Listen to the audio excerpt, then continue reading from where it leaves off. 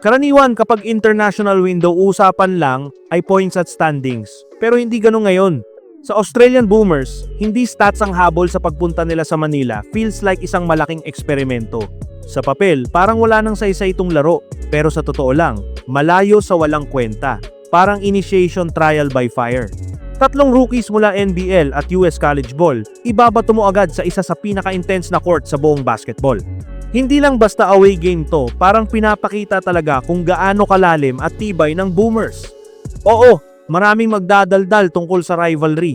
Pero kung titingnan mo, strategy talaga ang bida rito.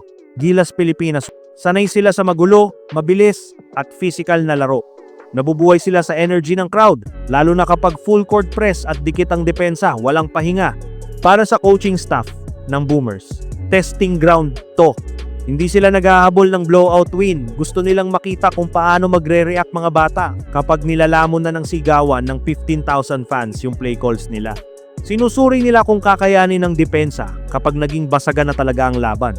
Pinapahinga talaga ng Australia ang mga NBA bets nila. Hindi aksidente yan, gusto nilang makita ang next wave. Hindi mo kasi makukuha yung pressure ng Manila sa isang tahimik na training gym sa Australia. Binabantayan ng coaches yung maliliit na bagay. Sino ang tatama ng tira kahit umaatungal na yung crowd? Sino ang hindi natitinag kahit binubulabog na yung laro nila? Imagine mo, isang side, si Delhi, veteranong leader, sigaw ng instructions. Sa kabila, rookie na nanginginig habang nasa free throw line. Para sa mga first-timer, solid na challenge to. Pero pag kinaya mong mag-pick and roll sa ganitong environment, kaya mo na kahit saan.